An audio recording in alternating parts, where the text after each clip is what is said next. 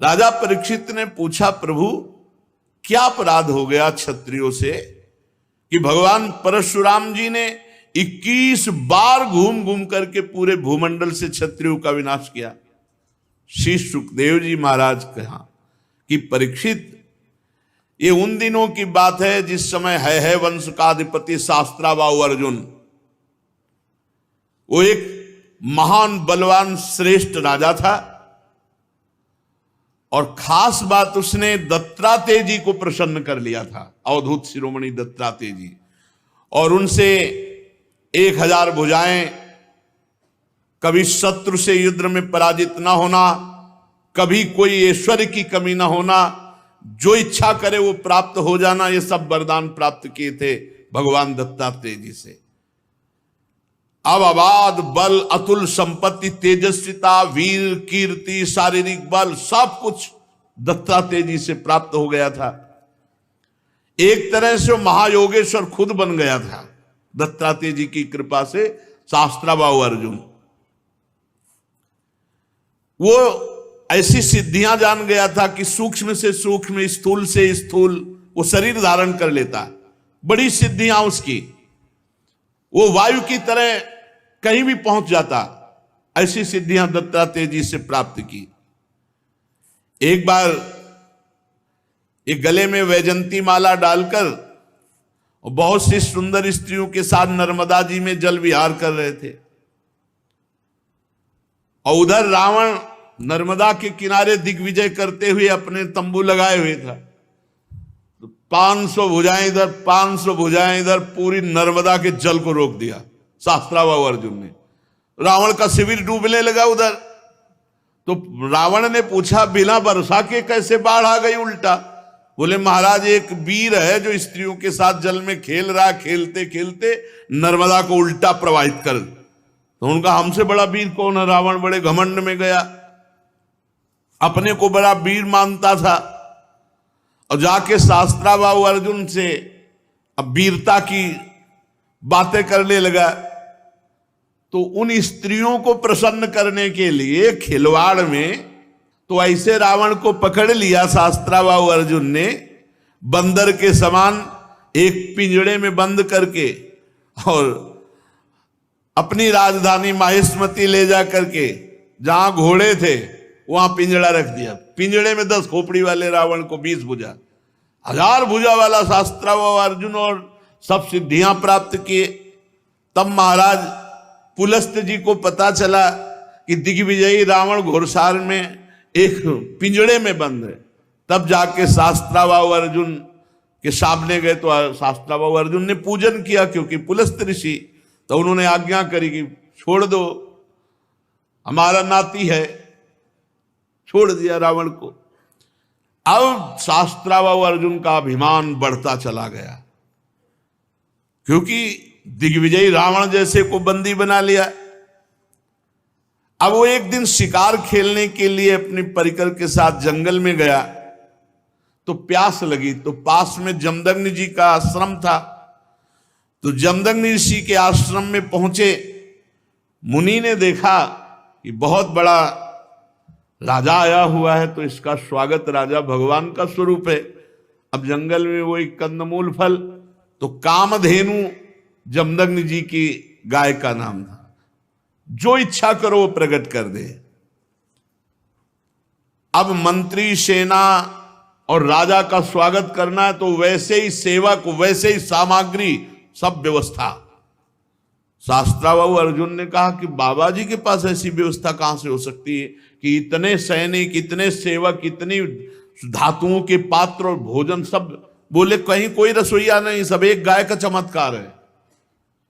बोले, ऐसी गाय तो हमारे पास होनी चाहिए, संत के पास क्या। अब जमदग्नि मुनि का ऐश्वर्य कामधेनु से था, तो चिढ़ गया शास्त्राबाहु, जबकि प्रसन्न होना चाहिए कि इतना बढ़िया स्वागत किया। और उसने आदेश किया जमदग्नि ऋषि से कि कामधेनु हमारे सैनिकों को दे दो। जमदग्नि जी ने कहा, नहीं, ये तो यज्ञ के हविष्यान्न के लिए, अतिथि सेवा के लिए है। तो कहा, मैं एक बार केवल कहता हूं, दोबारा छीन लेता हूं। शास्त्राभाव अर्जुन ने आदेश किया कामधेनु को बंदी बनाकर ले चलो। अब कामधेनु डकराती हुई बलपूर्वक शास्त्राभाव अर्जुन महिष्मतीपुरी ले गए। जब शाम के परशुराम जी आए तो आश्रम सब उजड़ा हुआ। मां से पूछा तो उन्होंने बताया कि सारा का सारा दुष्टता का वृत्तांत शास्त्राभाव अर्जुन है वंशी।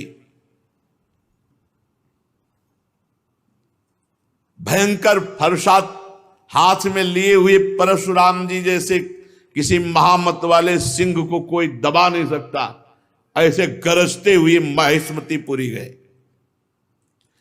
अभी वो मस्ती में था कि प्रवेश ही नहीं कर पाया था कि भगवान परशुराम जी पहुंच गए। परशुराम जी की बड़ी विलक्षण झांकी थी। हाथ में परशुराम, मस्तक पर जटा का मुकुट, त्रिपुंड लगा हुआ। जे भी शास्त्राभाव अर्जुन झपटा, भगवान परशुराम जी ने जो जटाएं सूर्य की तरह चमक रही थी खोल लिया और हाथ में फरसा धारण करके बात की बात में सारी सेना को विध्वंस करके और उसके 1000 भुजाएं जो भगवान अवधूत शिरोमणि दत्तात्रेय जी के द्वारा दी थी सब काट के गिरा दी। फरसे का ऐसा प्रहार कि कोई सामने नहीं बचा। बाहें जांघें सब काट काट के।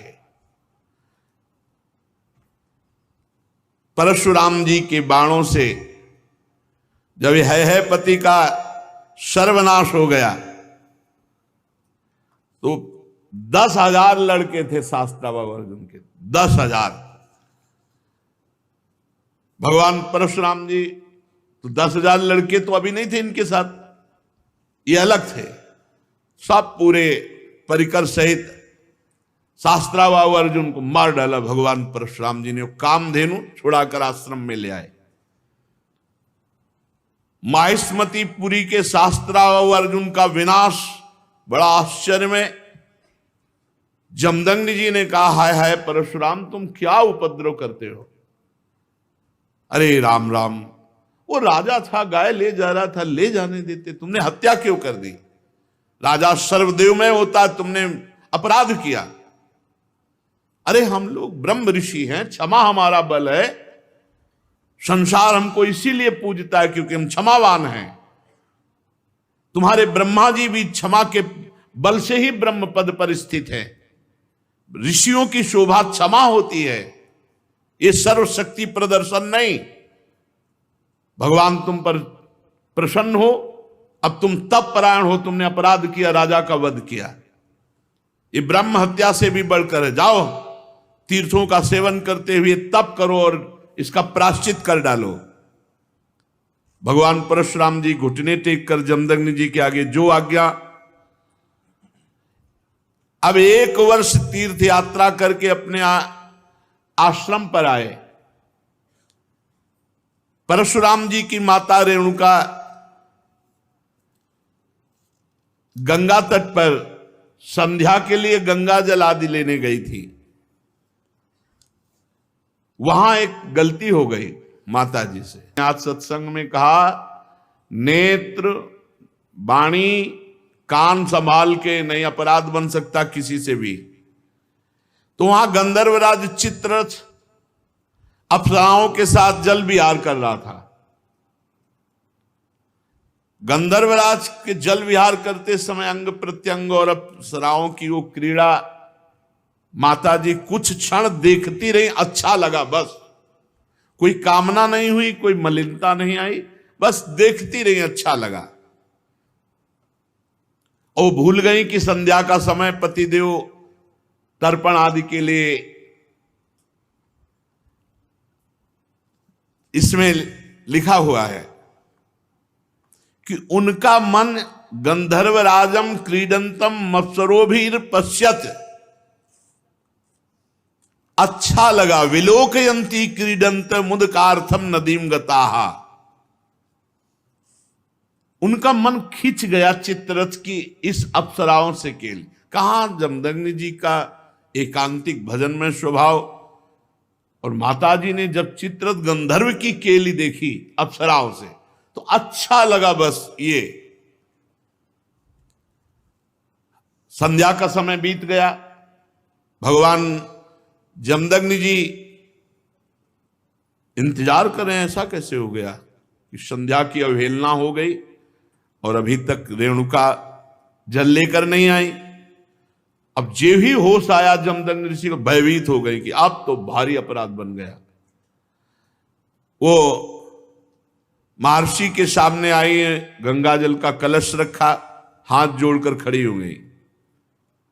जमदग्नि मुनि ने कहा, मैं देख रहा था तुम्हारा मन चित्रत गंधर्व की केली देखने में खिंच गया। तुम अपराधी हो, पापिनी हो, तुम एक ब्रह्म ऋषि की पत्नी होकर ऐसा कैसे देखा? इसका दंड है मृत्यु। ऐसा कठोर शासन। अन्य पुत्रों से कहा, मार डालो इसको, रेणुका को। किसी भी पुत्र की हिम्मत नहीं हुई। इतने में तीर्थ यात्रा करके भगवान परशुराम जी आए, प्रणाम किया तो उनका बेटा, मां और भाइयों को मार डालो। परशुराम जी ने कोई विचार नहीं किया, तत्काल मां और भाइयों के फरसे से गले उड़ा दिए। सत्यवती नंदन महर्षि जमदग्नि जी बहुत प्रसन्न हुए और कहा, बेटा तुम्हारी जो इच्छा हो वरदान मांगो। परशुराम जी ने कहा, मेरी मां मेरे भाई जीवित हो जाए, उनको ये पता भी न रहे कि मैंने वध किया है। तत्काल जीवित हो गए। भगवान परशुराम जी के ऐसा कहते हुए ऐसे उठ के बैठ गए जैसे सो के, पूरे सकुशल। परशुराम जी को पता था हमारे पिता जमदग्नि जी कितने महान पवित्र ऋषि और तपोबल संपन्न हैं। शास्त्राबाहु अर्जुन के वध का प्रायश्चित कर लिया था। परशुराम जी एकांत आश्रम के कोने में बैठकर ध्यानस्थ थे। बहुत दिनों के बाद शास्त्राबाहु अर्जुन के लड़कों के हृदय की जलन, वो आए और देखा महर्षि जमदग्नि अग्निशाला में ध्यानस्थ बैठे हैं। उनको बाहर की कोई शुद्ध नहीं, वो सब प्लान बना के आए थे। पूरे आश्रम को उजाड़ दिया और माता रेणुका बड़ी दीनता से प्रार्थना कर रही थी, एक भी बात ना मानी और जमदग्नि जी का सिर काट ले गए। जमदग्नि जी ध्यानस्थ थे। बड़े नीच कार्य किए आश्रम में। रेणुका जी चीख पड़ी, बेटा परशुराम। ध्यानस्थ थे भगवान परशुराम जी। उनका मां का करुण क्रंदन, भागे फरसा लेकर। जब नजदीक आए तो देखा जमदग्नि जी का सर काट ले गए। परशुराम जी को अत्यंत क्रोध। माता से कहा कि विलाप मत करो, वीर पुत्रों की मां विलाप नहीं करती। आज मैं प्रण करता हूं कि विश्व में क्षत्रियों का संहार कर डालूंगा, एक भी क्षत्रिय विश्व में नहीं रहेगा। अभी पीछे जो आप चरित्र सुन रहे थे, उनमें एक घाघरा के नीचे माई के बालक क्षत्रिय छुपा लिया गया था। जंग ताल जंग, वो क्या उनका नाम विस्मरण हो रहा, जंघा में के पास छुपा लिया था, वही केवल बचा था। उसी से क्षत्रिय वंश चला, पीछे चर्चा में भी आया था। भगवान परशुराम जी ने भगवान शंकर का स्मरण करके संकल्प लिया कि विश्व में क्षत्रिय नहीं रहने देंगे। परशुराम जी माहिष्मतीपुरी में गए और 10,000 पुत्रों के अलग अलग सर काट करके रख दिए और पूरे नगर का विनाश कर दिया। भारी पर्वत ऐसे सिर का मुंड ऐसे इकट्ठा कर दिए काट काट के, और कहते जाते ब्रह्मघाती तुम्हारा विनाश परशुराम करेगा। रक्त की नदी बहा दी, इतने काटे। जो राजा थे, क्षत्रिय थे, ब्राह्मण द्रोही क्षत्रियों का हृदय कांप उठा। भगवान वर्तमान में जो क्षत्रिय असुर स्वभाव वाले हो गए थे, उनके विनाश के लिए ही प्रकट हुए थे। इसलिए अपने पिता जमदग्नि के वध का निमित्त बनाकर 21 बार, एक बार घूम के काट डाला, फिर 2 बार घूम के, 21 बार पूरे विश्व में घूम करके 5 तालाब समंत पंचक में रक्त के बना दिए, काट काट के। और फिर अपने पिता का सर जो सुरक्षित रखा हुआ था माता के पास, जोड़ा और पुनः जीवित कर दिया। पहले 21 बार क्षत्रियों का विनाश किया, फिर अपने पिता का सर ला के जोड़ा, और फिर बाद में सबके प्रायश्चित के लिए यज्ञ की और 7 दिशाएं जीत करके ब्रह्म ऋषियों को दान कर दी। इसके बाद यज्ञांत स्नान किया और समस्त पापों से मुक्त होकर मेघरहित सूर्य के समान तेजस्वी परशुराम जी, जमदग्नि जी को स्मृति रूप संकल्प में शरीर की प्राप्ति हुई। भगवान परशुराम जी से सम्मानित होकर और 7 ऋषियों के मंडल में 7वें ऋषि होकर आज भी विराजमान है। परीक्षित, कमल लोचन जमदग्नि नंदन भगवान श्री हरि परशुराम बन करके आए और क्षत्रियों का विनाश करके जगत का मंगल किया। आज भी भगवान परशुराम जी विराजमान है महेंद्राचल पर्वत पर बड़े शांत स्वरूप। सिद्ध गंधर्व चारण उनके चरित्रों का गान करते हैं। सर्वशक्तिमान विश्वात्मा भगवान श्री हरि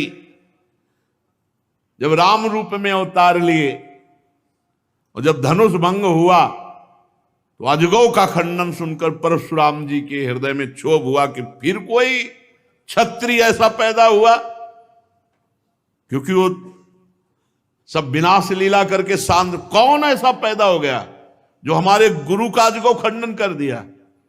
अब ध्यान के द्वारा, वहां फोन से तो मतलब नहीं, ध्यान के द्वारा देखा, बोले विदेहराज जनक की नगरी मिथिला पहुंच गए, इनके चलने से ही पृथ्वी कांपती थी। देख ले कि परशुराम जी आ रहे, तो मतलब जितने भाग पाए नहीं, चरणों में लौट जाते थे अपने बाप बाबा का नाम लेते हुए। ऐसा सहजई चितवन मनोहरिसाने, ऐसे देख लिए तो समझ गए हमारी आयु पूरी हो गई। कोई भी हो, ऐसा रुद्र रूप भगवान परशुराम का। पिता सहित नाम लेकर सब दंडवत प्रणाम। महाराज जनक भी सब सीता जी को लाके, विश्वामित्र जी राम लक्ष्मण को लाके दंडवत कराई। भगवान परशुराम ने कहा, जनक, इस सभा में कौन ऐसा है जो हमारे गुरु भगवान शंकर के अजगौ का खंडन करने वाला है? सारी सभा उसको छोड़कर अलग हो जाए या वो सभा को छोड़कर अलग हो जाए, नहीं, अभी सारी सभा मारी जाएगी। अब तो कोई उनके ये थोड़ी था कि केवल भाषण ही दे रहे हो। उन्होंने 21 बार क्षत्रियों का, पूरी जनकपुरी में हाहाकार मच गया। जानकी जी को एकांत लेकर उनकी माता रोने लगी, सब बन गया था, बिगड़ गया, नहीं तो बढ़िया बन गया था। अजगौ खंडन हो गया, राम जी के साथ सिया जी का ब्याह हुआ। मार उलरे चलाए दे रहे थे परशुराम जी। लक्ष्मण जी ने कहा, महाराज थोड़ा शांति धारण करो। शांति, ऋषि का स्वरूप शांत, घोर वेश धारण किए हुए हो, कैसे बार बार, ये ऋषियों की मर्यादा। अरे ये किसका लड़का है? हमको समझा रहा है परशुराम जी, हमको समझा रहा है। हमारा गीत न विश्वामित्र जी का बता दो हम कौन है। अरे लक्ष्मण जी ने कहा, गुरु जी के बताने की जरूरत है, आप कई बार बता चुके हो। आपने तो अपने मुख से कई बार बताया कि आपने फरसा से क्षत्रियों को काटा, ये वो खूब बता चुके हो। महाराज, यहां कुम्हड़ बतिया को नाही, जे तर्जनी देख मर जाही। ये बार बार उलरो मत, गुस्सा मत दिखाओ। यहां कुम्हड़ा की बतिया नहीं कि तुम्हारी तर्जनी उंगली देखने से हम, महाराज हम रघुवंशी हैं। जहां परशुराम जी का क्रोध बढ़ता वहां राम जी आगे आ जाते, हाथ जोड़कर विनय करने लगते। तब उन्होंने कहा, पहला फरसा तुम्हारे चलेगा। राम जी से कहा कि पहला, क्योंकि जब हमको क्रोध आता है, ये छोटा राजकुमार क्रोध दिलाता है, इसको तो समझाते नहीं और हमसे विनय करते हो, और हमें लगता है कि तुम ही ने अधिको खंडन किया है। राम जी ने कहा, हाँ, आपका कोई दास, निज दास, वही ऐसा करने के साहस कर सकता है। अरे दास तो सेवा करता है, स्वामी के प्रति अपराध नहीं करता है। और बहुत क्रोधित होकर के तब उन्होंने कहा परशुराम जी से, सावधान, अभय होए जो तुम्हें डराइए। पहली बात तो जो आपसे डर जाता है वो अभय हो जाता है, क्योंकि आपका स्वरूप ऐसा है। और दूसरी बात हम आपको बता रहे हैं, हम रघुवंशी हैं, काल भी सामने ललकार दे तो कदम पीछे नहीं हटाते। भगवान श्री राम के गंभीर वचन जे ही कान में पड़े, आंख में आंख मिलाई तो थर्रा गए परशुराम जी, और कहा, एक हमारा संशय निवृत्त करो, इस धनुष पे प्रत्यंचा चढ़ा दो, बस मेरे हृदय में कुछ संशय हो गया। ऐसे ही जे ही लेने को हुए से धनुष आ गया, खिलवाड़ में चाप चढ़ा दी। तो उनका भगवान श्री हरि के सारंग धनुष पर चाप केवल श्री हरि चढ़ा सकते हैं। आप श्री हरि हैं, आप हमारे भगवान हैं, और भगवान के चरणों में झुके। और उस दिन जो चाप चढ़ा तो भगवान श्री राम ने कहा, आपकी आयु को नष्ट कर दे या आपके तप को नष्ट कर दे, क्योंकि बाण व्यर्थ नहीं जाएगा। तो उनका, प्रभु हम तो आपके आश्रित हैं, तप को नष्ट कर दीजिए जिसे हम पुनः कर सकते हैं, लेकिन आयु और अंतर्ध्यान शक्ति आदि को नाश मत कीजिए। भगवान ने परशुराम जी के तप को लक्ष्य बनाकर बेधा, और उस दिन से आज भी शांत स्वभाव से बिना किसी को मारे काटे भगवान महेंद्राचल पर्वत पर विराजमान है।